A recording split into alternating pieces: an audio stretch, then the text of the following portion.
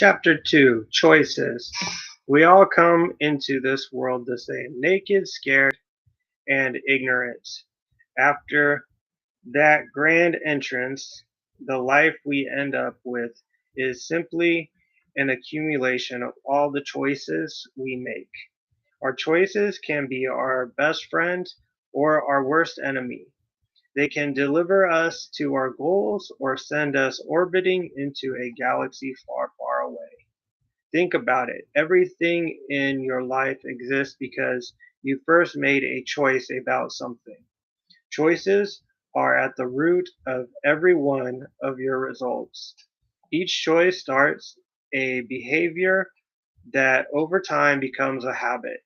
Choose poorly, and you just might find yourself back at the drawing board, forced to make new, often harder choices. Don't choose at all, and you've made the choice to be the passive receiver of whatever comes your way. In essence, you make your choices, and then your choices make you. Every decision, no matter how slight, alters the trajectory of your life. Whether or not to go to college, whom you to marry, to have the last drink before you drive, to indulge in gossip or stay silent, to make one more prospecting call or call it a day, to say I love you or not. Every choice has an impact on the compound effect of your life. This chapter is about becoming aware of the making choices that support the expansion of your life. Sounds complicated, but you'll be amazed by its simplicity. No longer will 99% of your choices be unconscious. No more will most of your daily routines and traditions come as a reaction to your programming. You'll make yourself and be able to answer, how many of my behaviors have I not voted on? What am I doing that I didn't consciously choose to do, yet continue to do every day? By employing the same idiot proof strategies I've used to catapult my own life and career, strengthened by the compound effect, you'll be able to loosen the mysterious grip of the things that are unwinding your life and pulling you in the wrong direction. You'll be able to hit the pause button before stumbling into idiot territory. You'll experience the ease of making decisions that lead to behaviors and habits that support you every time. Your biggest challenge isn't that you've intentionally been making bad choices. Heck, the, that would be easy to fix. Your biggest challenge is that you've been sleepwalking through your choices. Half the time, you're not even aware you're making them. Our choices are often shaped by our culture and upbringing. They can be so entwined in our routine behaviors and habits that they seem beyond our control. For instance, have you ever been going about your business, enjoying your life, when all of a sudden you made a stupid choice or series of small choices that ultimately sabotaged your hard work and momentum, all for no apparent reason? You didn't intend to sabotage yourself, but by not thinking about your decisions, weighing the risks and potential outcomes, you found yourself facing unintended consequences. Nobody intends to become obese, go through bankruptcy, or get a divorce. But often, if not always, those consequences are the results of a series of small, poor choices. Elephants don't bite. Have you ever been bitten by an elephant? How about a mosquito? It's the little things in life that will bite you. Occasionally, we see big mistakes threaten to destroy a career or reputation in an instant. The famous comedian who rants racial slurs during a stand up routine, the drunken anti Semitic antics of a once celebrated humanitarian, the anti gay rights senator caught soliciting gay sex in a restroom, the admired female tennis player who uncharacteristically threatens an official with a tirade of ex- expletives. Clearly, these are types of poor choices have major Clearly, these types of poor choices have major repercussions. But even if you've pulled such a whopper in your past, it's not extraordinary, massive steps backward, or the tragic single moments that we've concerned with here. For most of us, it's the frequent, small, and seemingly inconsequential choices that are of grave concern. I'm talking about the you think decisions you think don't make any difference at all. It's the little things that inevitably and predictably derail your success. Whether they're boneheaded maneuvers, no biggie behaviors, or are disguised as positive choices. Those are especially insidious. These seemingly insignificant decisions can completely throw you off course because you're not mindful of them. You get overwhelmed, space out, and are unaware of the little actions that take you way off course. The compound effect works all right. It always works. But in this remember, but in this case, it works against you because you're doing your sleepwalking. For instance, you inhale a soda and a bag of potato chips and suddenly realize only after you polished off the last chip that you blew an entire day of healthy eating. And you weren't even hungry. You get caught up and lose 2 hours watching mindless TV. Scratch that. Let's give you some credit and make it an educational documentary before realizing you spaced on preparing for an important presentation to land a valuable client. You blurt out a knee jerk lie to a loved one for no good reason, when the truth would have worked just fine. What's going on? You've allowed yourself to make a choice without thinking. And as long as you're making choices unconsciously, you can't consciously choose to change that ineffective behavior and turn it into productive habits. It's time to wake up and make empowering choices. Thanksgiving year round. It's easy to point fingers at others, isn't it? I'm going to get ahead because of my lame boss. I'm not getting ahead because of my lame boss. I wouldn't have gotten that promotion. I would have gotten that promotion if I hadn't been for that backstabbing coworker. I've always I'm always in a bad mood because my kids are driving me crazy. We've practically gifted We're practically gifted in the finger pointing department when it comes to our romantic relationships.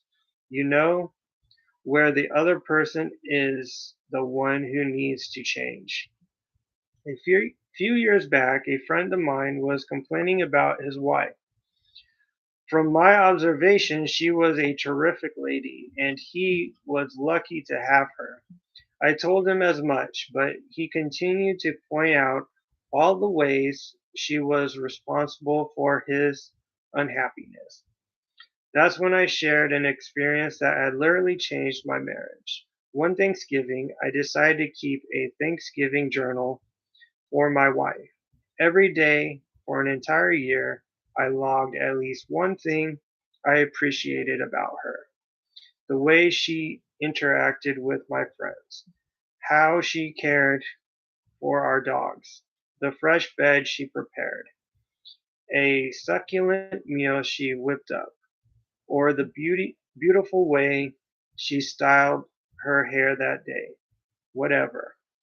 I looked for the things my wife was doing that touched me, or revealed attributes, characteristics, or qualities I appreciated. I wrote them all down secretly for the entire year. By the end of the year, I'd filled an entire journal. When I gave it to her the following Thanksgiving, she cried, calling it the best gift she'd ever received, even better than the BMW I'd give her for her birthday. The funny thing was that the person most affected by this gift was me.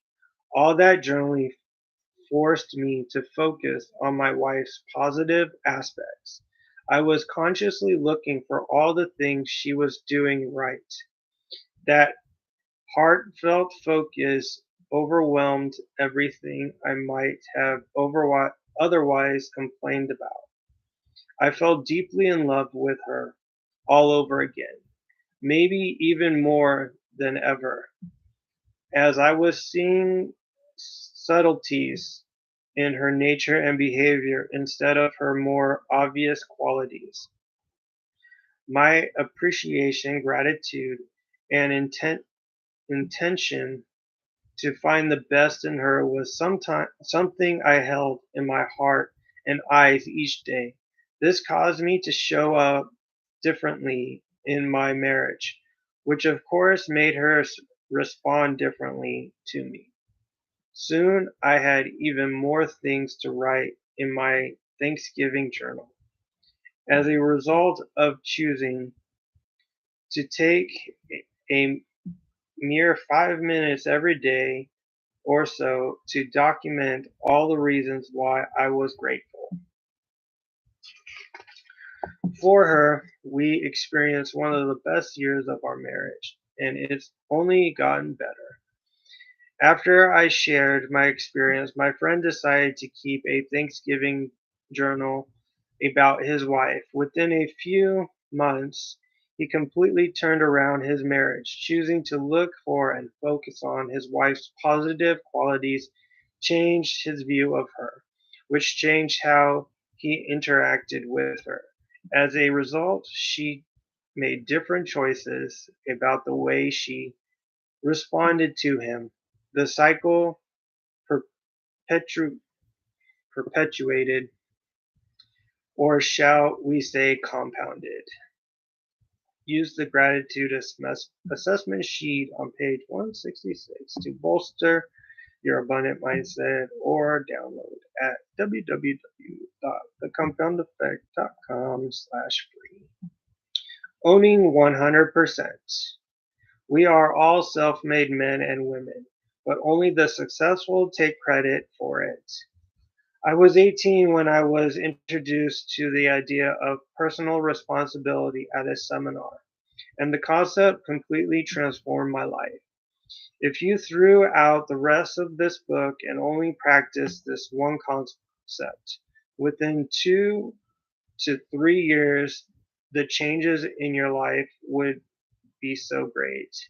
Your friends and family would have difficulty remembering the old you.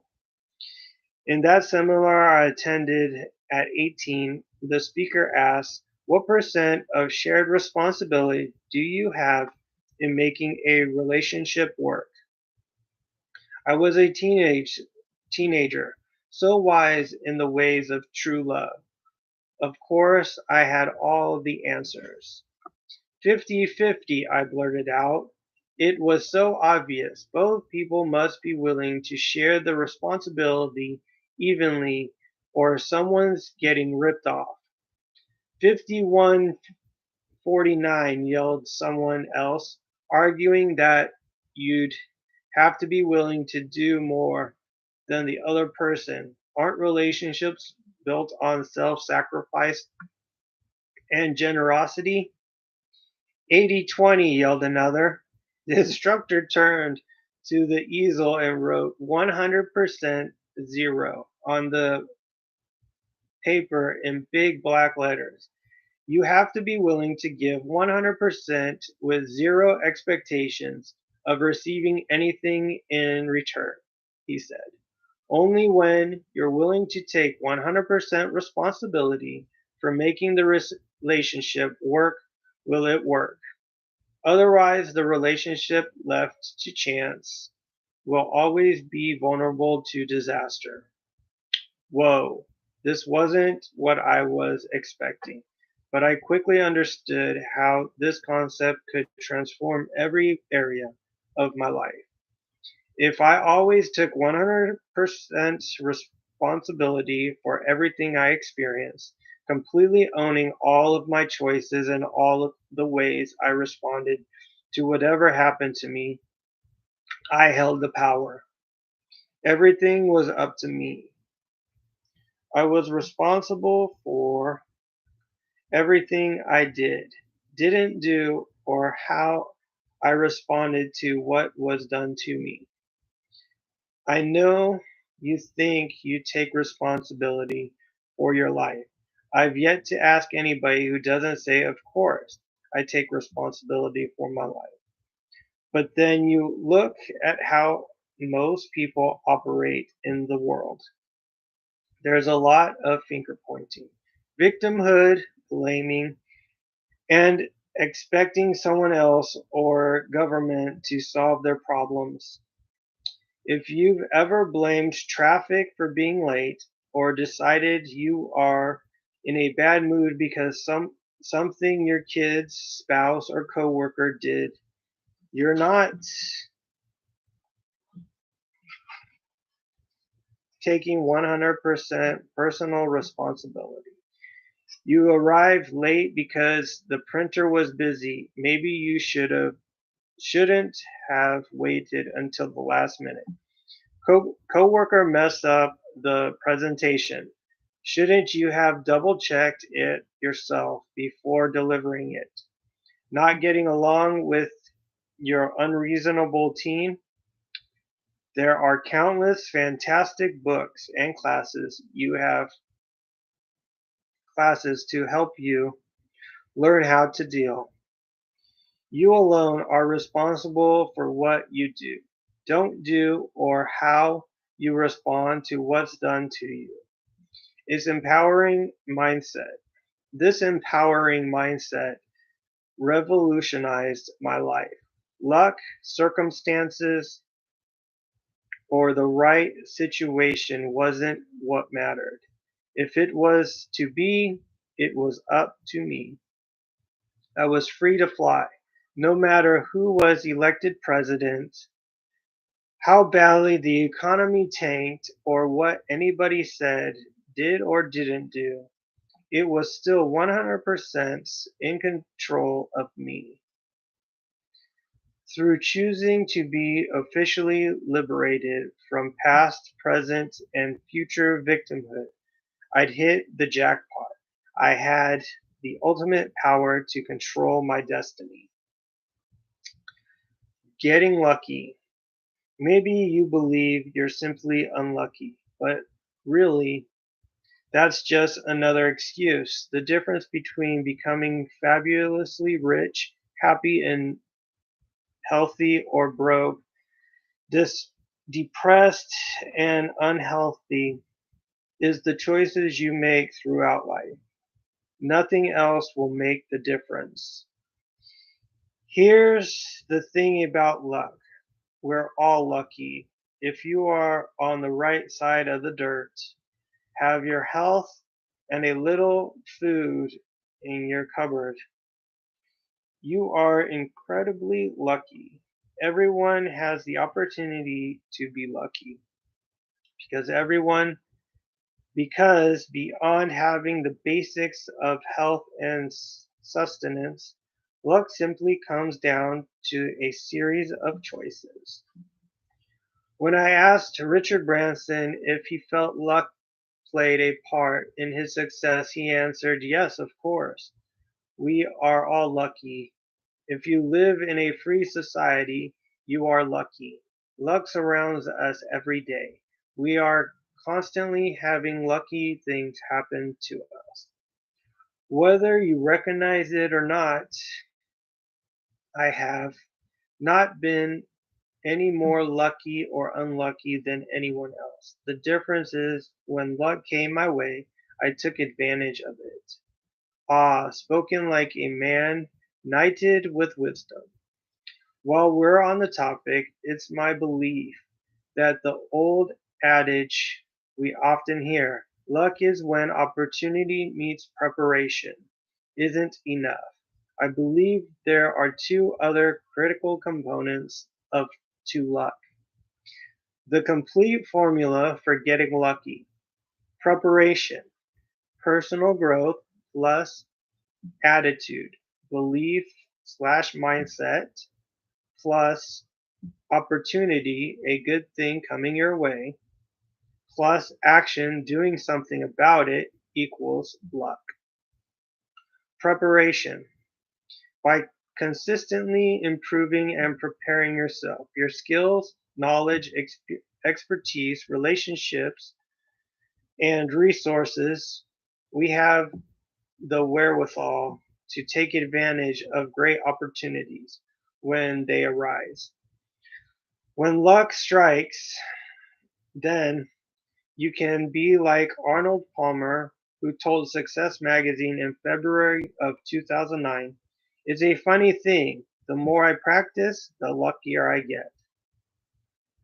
Attitude. This is where luck evades most people, and and, and where Sir Richard is spot on with his belief that luck is all around us. It's simply a matter of seeing situations, conversations, and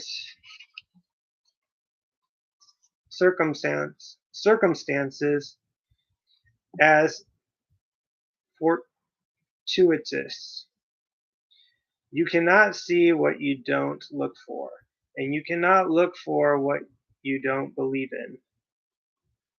Opportunity. It's possible to make your own luck, but the luck I'm talking about here isn't planned for, or it comes faster or differently than expected. In this stage of the formula, luck isn't forced, it's a natural occurrence, and it often shows up seemingly of its own accord. Action.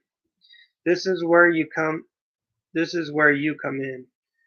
However, this luck was delivered this luck was delivered to you from the universe, God, the Lucky Charms, leprechaun, or whomever or whatever you associate delivering your good fortune.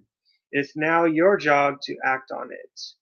This is what separates the Richard Bransons from the Joseph Wellingtons. Joseph who? Exactly. You've never heard of him. That's because he failed to take action on all the lucky things that happened to him. So no more whining about the cards you were dealt, the great defeats you suffered, or any other circumstances. Countless people have more disadvantages and greater obstacles than you, and yet they're wealthier and more fulfilled.